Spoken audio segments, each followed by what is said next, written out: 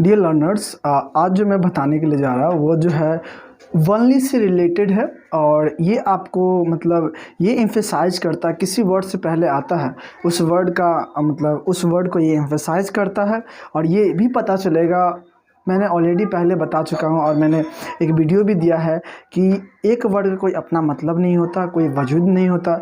जो हम इस वीडियो के थ्रू हम समझेंगे, ये आने के बाद मतलब कुछ ऑटोमेटिक चेंज हो जाते हैं, अपना मतलब पार्ट्स ऑफ स्पीच बदल लेते हैं। तो हम इस मतलब इस वीडियो के थ्रू और इस एग्जांपल के थ्रू हम समझते हैं। ठीक है, देखते हैं। आइए देखिए क्या लिखा हुआ है, only I teach you English. ठीक, इसका मतलब है क्या? फर्स्ट ऑफ ऑल मैं ये बताना चाहूँगा, यस यही समझिए। ठीक है, only I teach you English. ठीक है, इसका मतलब हुआ कि केवल मैं आपको इंग्लिश पढ़ा सकता हूँ। यानी कि जो आपको जो मैं पढ़ाऊँगा इंग्लिश, वह सिर्फ मैं ही पढ़ा सकता हूँ, मैं ही पढ़ाता हूँ और कोई नहीं पढ़ाता। यानी सॉरी यहाँ पे देखो, only I teach you English मतलब मैं तुम्हें अंग्रेजी पढ़ाता हूँ, सिर्फ मैं तुम्हें। यानी कि यहाँ कोई नहीं पढ़ाता है, तुमको जो है कोई नहीं पढ़ाता है, और सिर्फ जो है मैं, सिर्फ और सिर्फ मैं तुमको इंग्लिश पढ़ाता हूँ। चलिए आते हैं दूसरा पे। ठीक है, और यहाँ पे देखते हैं, ये सब्जेक्ट है, सॉरी मतलब छोड़िए, आई टीच यू इंग्लिश। ठीक है, इसका मतलब क्या हुआ? सिर्फ और सिर्फ मैं सिर्फ मैं तुमको इंग्लिश सिर्फ पढ़ाता हूँ। यानी कहने का मतलब हुआ, मैं सिर्फ पढ़ाता हूँ तुमको इंग्लिश। ठीक है, इसका मतलब होता है कि सिर्फ और सिर्फ मैं पढ़ाता ही हूँ, सिर्फ और सिर्फ पढ़ाता और कुछ एक्शन नहीं करता। ठीक है, यहाँ पे जो है एक्शन, कोई और एक्शन नहीं करता हूँ, सिर्फ और सिर्फ मैं सिर्फ पढ़ाता हूँ तुमको, मतलब सिर्फ तुमको मतलब सिर्फ जो पढ़ाने का काम करता हूँ। ठीक है, और अगर नहीं समझ आएगा तो मैं यहाँ से इसके थ्रू मतलब एक एग्जांपल और देता हूँ जो समझ में आ जाएगा। जैसे कि ओनली आई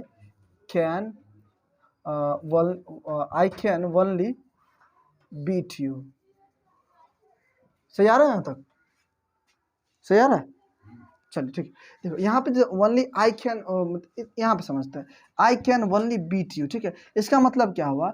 मैं सिर्फ और सिर्फ तुम्हें, मतलब I can only beat you, मैं सिर्फ तुम्हें पीट सकता हूँ। इसका मतलब हुआ मैं तुम्हें सिर्फ पीट सकता हूँ, मैं तुम्हें सिर्फ पीट सकता हूँ और कुछ नहीं कर सकता हूँ।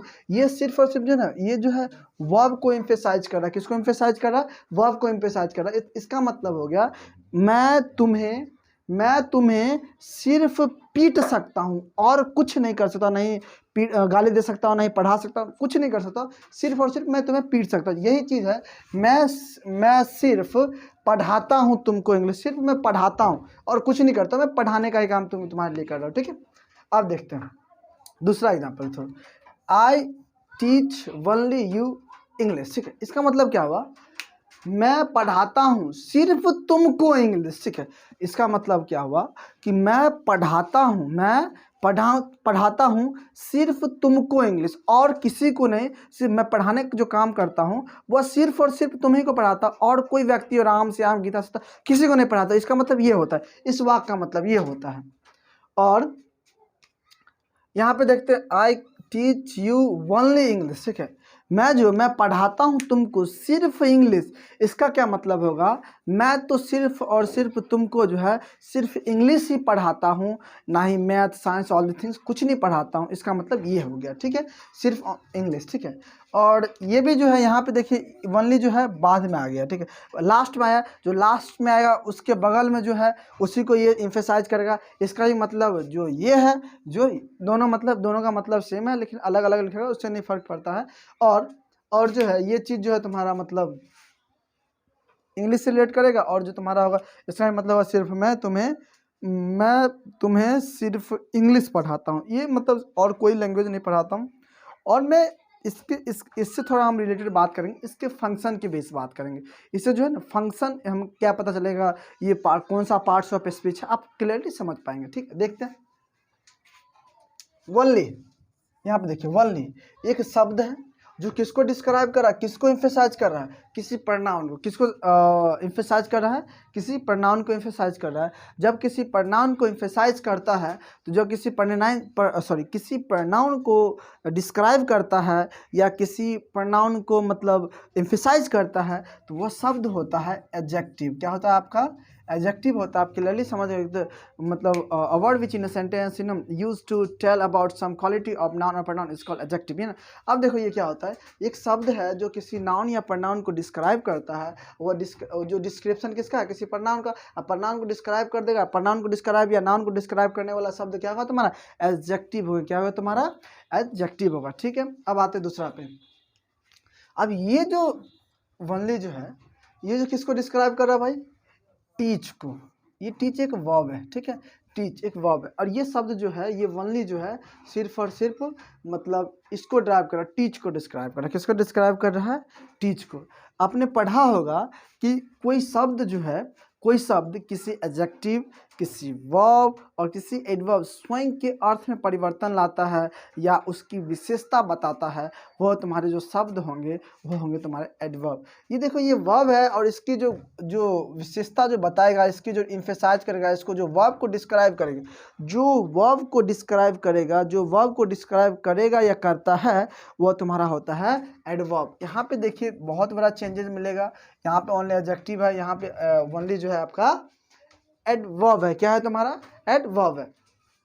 और इसका भी इसमें तो एग्जाम्पल नहीं है, मतलब एक दो एग्जाम्पल और दे देंगे लास्ट में, देख लीजिएगा लास्ट तक। और यहाँ पे देखिए ओनली है, ठीक है। यहाँ पे देखिए, यहाँ पे ये सब्जेक्ट है, ये वर्ब है, ये ऑब्जेक्ट है और ये भी आपका ऑब्जेक्ट हो गया, ठीक है। ये होता है डायरेक्ट ऑब्जेक्ट, ये होता है इनडायरेक्ट ऑब्जेक्ट। यहाँ पे देखिए ओनली जो है, ओके, हाँ देखिए ये क्या आपका ऑब्जेक्ट होगा। ये शब्द जो किसको डिस्क्राइब करता है? जिस तरह यहाँ पे ये एक ओनली था, किसी प्रनाउन को डिस्क्राइब कर रहा था।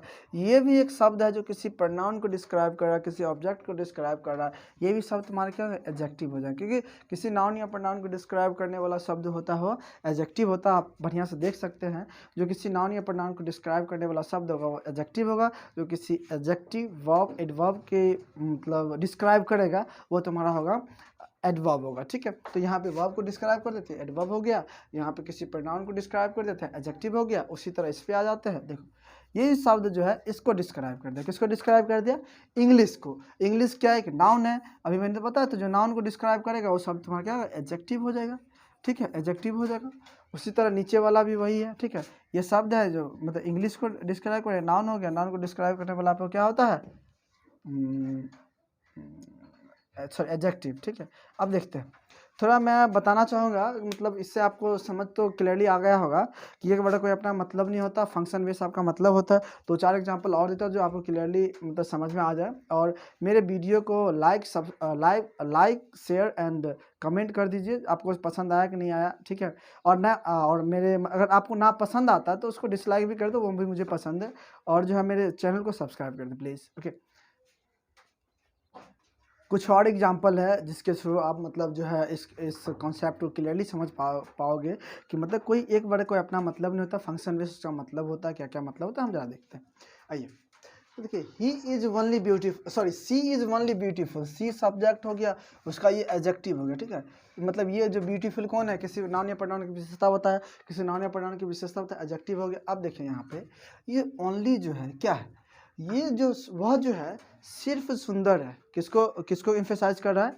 ये सुंदर को एम्फेसाइज कर रहा है कि वो जो लड़की है सिर्फ सुंदर है और कुछ नहीं है, ये चीज़ बता रहा है। उसकी गुण में, उसकी जो विशेषता में क्या होता है? सिर्फ वो सुंदर है और कुछ नहीं है, ठीक है। यानी कहने का तात्पर्य हम इसको बता रहे। जब ये एडजेक्टिव हो गया, जब ये एडजेक्टिव हो गया, ये सब तुम्हारा क्या होगा? एडीवी। जो एडजेक्टिव को डिस्क्राइब करे, जो एडजेक्टिव को डिस्क्राइब करे, मैंने थोड़ी देर पहले बताया, जो एडजेक्टिव को डिस्क्राइब करे वह सब तुम्हारा क्या होता है? एडवर्ब होता है, ठीक है। आप समझते हैं यहाँ पे सी इज ओनली डॉक्टर। ये जो सी है, सी सब्जेक्ट है और ये सब्जेक्ट इसका कॉम्प्लीमेंट है। ये भी सब एडजेक्टिव था, यहाँ पे सॉरी नाउन माना है, सब्जेक्ट कॉम्प्लीमेंट छोड़, यहाँ पे देखो, यहाँ पे सी क्या, यहाँ पे डॉक्टर क्या है, नाउन है, ठीक है। और उसको दर्शाने के लिए क्या है, एक वनली, वह सिर्फ और सिर्फ डॉक्टर है, ना ही टीचर है, ना ही स्टूडेंट है, ना ही पेशेंट है, कुछ नहीं है, सिर्फ और सिर्फ सी इज वनली डॉक्टर। वह सिर्फ क्या है, एक डॉक्टर है। यहाँ पे एक इसका मतलब वह सिर्फ वो डॉक्टर है और कुछ नहीं है, ठीक है। और यहाँ पे जरा हम बात करेंगे, ये जो वनली जो है किसी नाउन को डिस्क्राइब कर रहा है, किसको डिस्क्राइब कर रहा है, किसी नाउन को डिस्क्राइब कर रहा है। किसी नाउन को डिस्क्राइब करेगा तो तुम्हारा क्या होगा, एडजेक्टिव हो जाएगा।